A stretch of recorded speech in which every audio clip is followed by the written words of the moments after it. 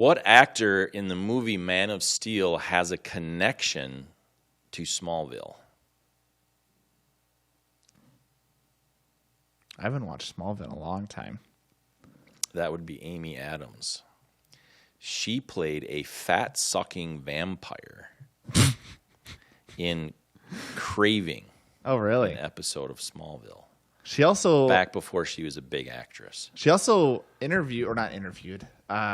auditioned to be Lois. This was her third time auditioning to be Lois Lane.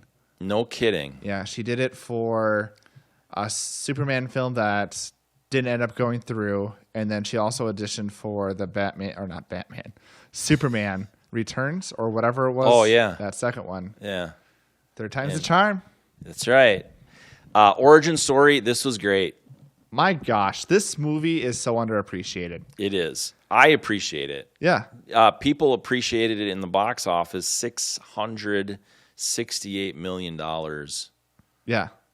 Do you think critics, because critics I think are the one that hated on this film. Or did I say that right? $668 million, yeah. Yeah, that's a lot of money. And the critics hated it. Yeah. Do you think it's because DC, I've enjoyed DC. I know Marvel has a whole universe. So, right. At the time this was released, I would definitely say that Marvel had the market. Yeah. By far. And people are marveled out and they're sick of the things that Marvel's doing. They're Yeah. sick of like the Brie Larsons. Yeah. I mean, I was reading about that a couple of days ago, and like nobody is liking Brie Larson. No. And that's why they didn't do, Marvel. Yeah. I agree. So the movie. Yeah. Yeah. But even in the time, DC and Marvel, the way they approach movies has been so different. I agree that DC pushed too hard to get the universe quickly. Marvel took its time to have the individual films to develop the characters. Yep. But DC is also a lot grittier and dark. Correct, but there's also the whole Zack Snyder thing. Yeah. Which I've never fully understood. I haven't fully understood it either, but reading something about it very recently with Ben Affleck, he's not gonna do any of the DC James directing. Gunn stuff. Yeah, now that James Gunn's on board, so that was pretty interesting. But obviously, he wasn't involved back then with this one. But right. the point being is like he said, the Zack Snyder thing. He said, "Well, let's come and film in my backyard." Yeah. Right. And as the director, he said something, and don't quote me on it. I will quote. Well, don't. Stop. Being recorded. And so, but it was like, well, hey, wait, we have unions to work with and stuff like that. We can't, Right. hold on. And so it just seemed really kind of different and weird and whatever. So Yeah. I don't know. But the point is I hope that they can figure it out because they had some solid stuff. They really did.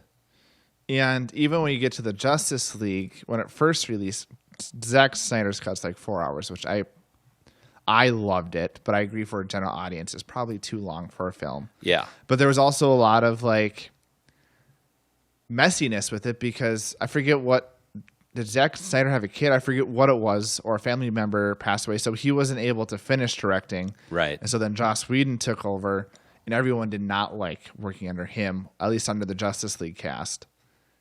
Yeah. And you could see that with how the final product turned out.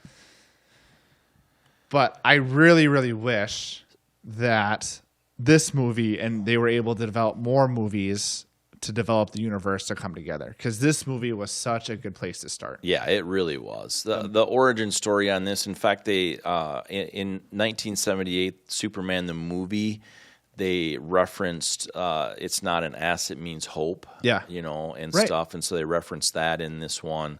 The opening scene was the birth, Yeah. the first birth in like a million years or whatever they said it was. Yeah. That was pretty cool. And then the other thing that I really enjoyed in this with Russell Crowe's character as what's his Jal-El? Yeah, I can't remember. Jor-El? Jor-El. Yeah. Kal-El, right. Jor-El. Son of... Yeah, Jor-El. Kal-El, son super of Jor-El. Kryptonian name. Yeah, anyway, Yeah. whatever. The how his character was able to stay in the movie throughout the film on the different ships. Super cool. That was written perfectly, in my opinion. I loved that. Even the interactions that he had with like Lois Lane, Yep. with Zod, like it wasn't like he was just interacting with Superman, which is what we typically see out of that relationship. Is it's just Superman and his dad. Right. He doesn't have any interactions with anyone else in the movie. So you feel like it's more of a in that kind of setting. It's more like a he's talking to himself. Yeah. Right. Exactly. Whereas this, it's more an embodiment of whatever you want to call it, a hologram or whatever. Yeah. And that could interact with other. And Kevin Costner being his Earth dad. Mm-hmm. Kevin Costner is just the perfect dad. Like, you can anything he's in and he's a dad, it's going to be a decent film. For sure. He does such a good job portraying that and talking about quotes and stuff of like when Clark was having all the issues, he said, "Can't I continue to pretend to be your son?" And his response was like, "You've always been my son." Like, how impactful is that? Yeah. Yeah. And even, gosh, this movie is so good. There's so many things I could talk about. I love the idea of Clark really struggling with his identity here on Earth, understanding that he's an alien, has the powers that nobody else can do here. And then his dad being like, "You have to be careful. You have to slow down." And like the school bus scene of like Yeah. that battle of morality of like the right thing, or it's morality of like, if you save the school bus full of kids, what's the bigger impact that's going to come out of this? Are you going to be attacked, or is there a war going to be set against you? Is there going to be a bigger impact because of this? And so is it better to stay hidden and not save the lives? Right. Super interesting. Yeah, it was. I really enjoyed that as well. And especially because the whole the way they did it was like, slow down, don't rush it. It's all progression. That's how life works, you know. Like even the beginning of the film could have been considered slow. Like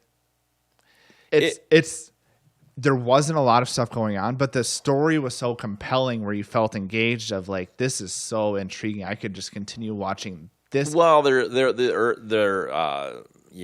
Earth that they were on or whatever. Yeah. I mean, that was Krypton was exploding. I mean, there was that. Well, there was that, but then there was, but it was more story than what you expected. I agree. So that was really, right. Yeah. Krypton was really intense. Krypton was, but then they go into like him being on Earth. Right. And there's probably 30, 45 minutes of him seeing things, drawing flashbacks. Yeah, and I like how they did that. Yeah. A lot of flashbacks are clunky and weird. Yeah. And I really believe that they, I don't know, let me say it like this.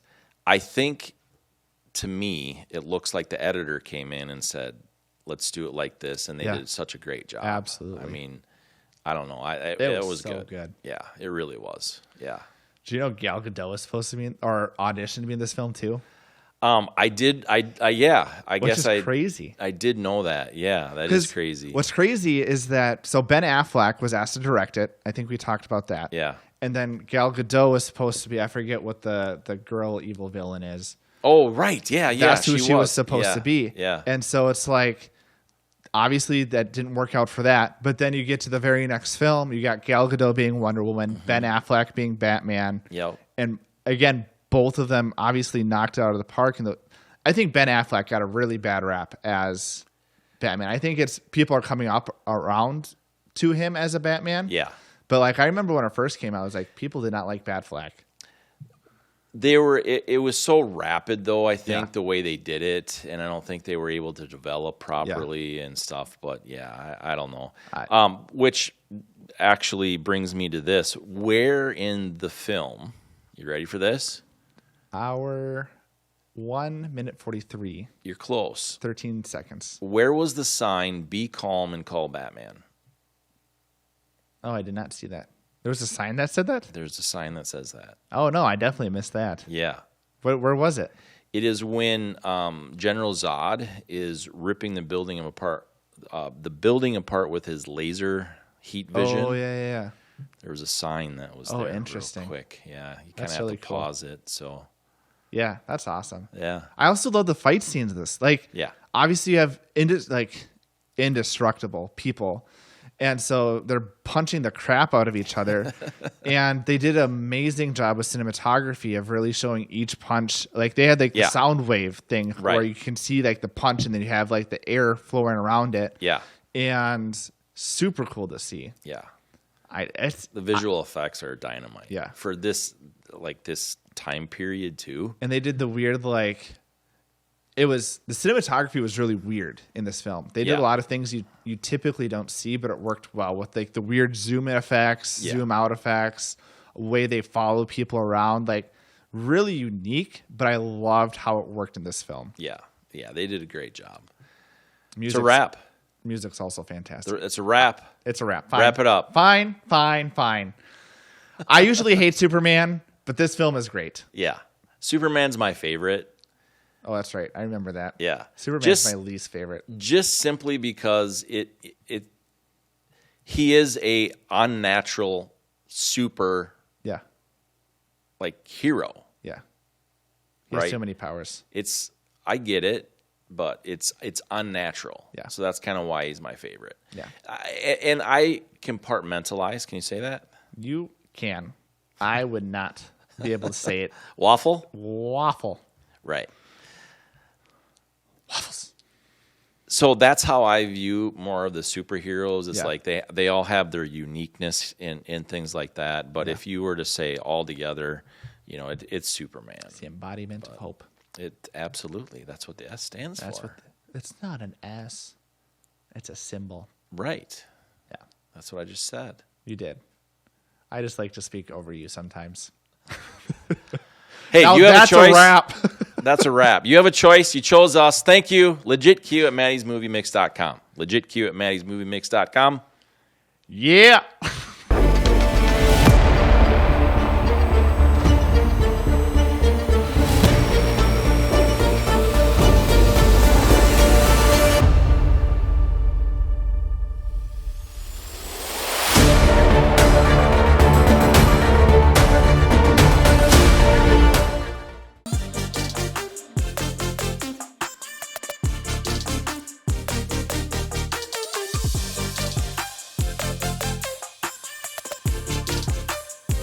Life's too short to be uncomfortable, so make others uncomfortable and wear something from www.shinybrandproducts.com.